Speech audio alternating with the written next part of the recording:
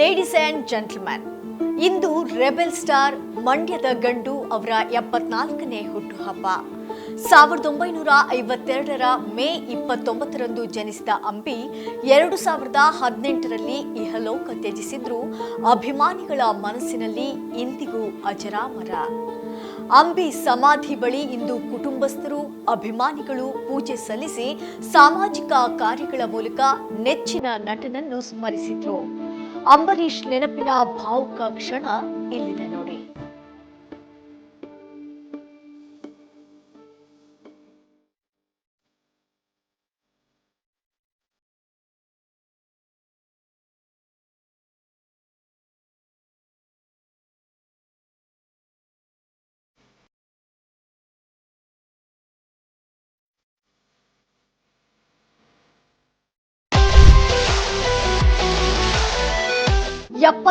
ನೇ ಹುಟ್ಟುಹಬ್ಬದ ಸಂಭ್ರಮ.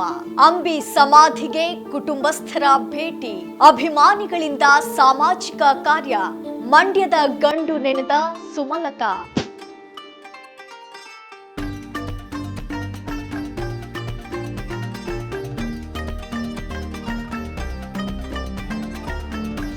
ಕನ್ನಡ ಚಿತ್ರರಂಗದ ಎವರ್ಗ್ರೀನ್ ರೆಬೆಲ್ ಸ್ಟಾರ್ ಅಂಬರೀಶ್ ಅಭಿಮಾನಿಗಳ ಪಾಲಿನ ಅಚ್ಚುಮೆಚ್ಚಿನ ನಟ. ಬದುಕಿದ್ದಾಗಲೇ ಲಕ್ಷಾಂತರ ಅಭಿಮಾನಿಗಳ ಹೃದಯ ಗೆದ್ದಿದ್ದ ಅಂಬಿ ಇಹಲೋಕ ತ್ಯಜಿಸಿದ ಮೇಲೂ ಜನಮನದಲ್ಲಿ ಶಾಶ್ವತವಾಗಿ ಉಳಿದಿದ್ದಾರೆ. ಇಂದು ಅವರ 74ನೇ ಹುಟ್ಟುಹಬ್ಬದ ಅಂಗವಾಗಿ ಬೆಂಗಳೂರಿನಲ್ಲಿರುವ ಅಂಬಿ ಸಮಾಧಿಗೆ ಪತ್ನಿ ಹಾಗೂ ಪುತ್ರ ಭೇಟಿ ನೀಡಿ ವಿಶೇಷ ಪೂಜೆ ಸಲ್ಲಿಸಿದರು. ಅಭಿಮಾನಿಗಳು ಸಹ ಸಮಾಧಿ ಬಳಿ ಪುಷ್ಪ ನಮನ ಸಲ್ಲಿಸಿ ಅಂಬರೀಶ್ ನೆನಪಿನಲ್ಲಿ ಅನ್ನದಾನ ಸೇರಿದಂತೆ ಹಲವು ಸಾಮಾಜಿಕ ಕಾರ್ಯಗಳಲ್ಲಿ ಭಾಗಿಯಾದರು.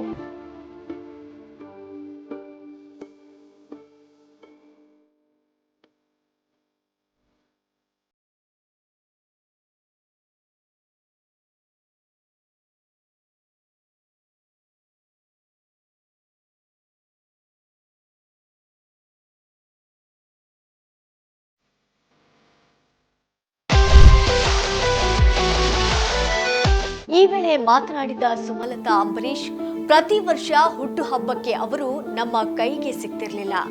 ಅಭಿಮಾನಿಗಳ ಜೊತೆಯಲ್ಲೇ ಹುಟ್ಟುಹಬ್ಬ ಆಚರಿಸಿಕೊಳ್ತಿದ್ರು. ಅಭಿಮಾನಿಗಳು ಎಷ್ಟೇ ಬೈದ್ರು ಅದನ್ನು ಆಶೀರ್ವಾದ ಅಂತ ತೆಗೆದುಕೊಳ್ತಿದ್ರು ಎಂದು ನೆನಪಿಸಿಕೊಂಡ್ರು. ಅವರಿಗೆ ಗಿಫ್ಟ್ಗಳ ಮೇಲೆ ಆಸೆ ಇರಲಿಲ್ಲ, ಕೊಡೋದ್ರಲ್ಲೇ ಖುಷಿ ಕಾಣ್ತಿದ್ರು. ನಾನು 60ನೇ ವರ್ಷದ ಹುಟ್ಟುಹಬ್ಬಕ್ಕೆ ಚೈನ್ ಪೆಂಡೆಂಟ್ ಕೊಟ್ಟಿದ್ದೆ. ಕಾರ್, ವಾಚ್, ಸನ್ಗ್ಲಾಸ್ ಅಂದ್ರೆ ಅವರಿಗೆ ತುಂಬಾ ಇಷ್ಟ ಎಂದು ಭಾವುಕರಾದರು.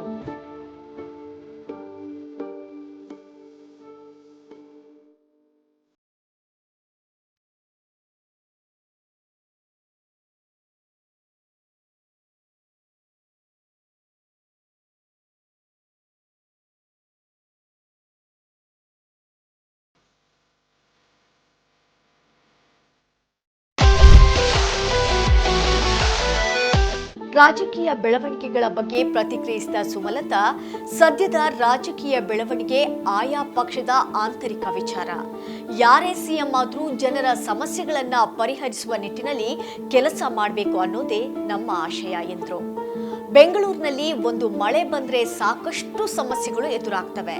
ಜನರಿಗೆ ಆಗುವ ತೊಂದರೆಗಳನ್ನ ಸರ್ಕಾರ ಗಂಭೀರವಾಗಿ ಪರಿಗಣಿಸಬೇಕು ಎಂದು ಹೇಳಿದರು. ಇನ್ನು ಚಿತ್ರರಂಗದಲ್ಲಿ ನಾಯಕತ್ವದ ಕೊರತೆ ಬಗ್ಗೆ ಮಾತನಾಡಿ, ಚಿತ್ರರಂಗದಲ್ಲಿ ನಾಯಕತ್ವದ ಕೊರತೆ ಇದೆ. ಸಮರ್ಥ ನಾಯಕರು ಆರ್ಟಿಸ್ಟ್ ಅಸೋಸಿಯೇಷನ್ಗೆ ಬರಬೇಕು ಎಂದು ಅಭಿಪ್ರಾಯಪಟ್ಟರು. ಅಂಬಿ ಅವರಿಗೆ ಮಕ್ಕಳು ಅಂದ್ರೆ ತುಂಬಾ ಇಷ್ಟ. ತಮ್ಮ ಮೊಮ್ಮಗನನ್ನ ತುಂಬಾ ಪ್ರೀತಿಯಿಂದ ನೋಡ್ಕೊಳ್ತಿದ್ರು.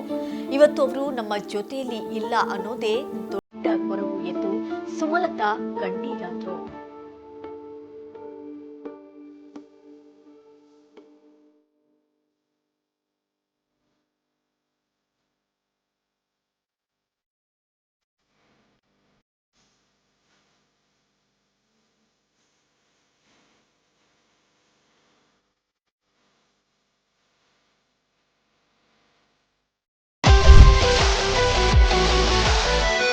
ಇದು ಈ ಕ್ಷಣದ ಅಂಬಿ ಸ್ಪೆಷಲ್ ಸ್ಟೋರಿ.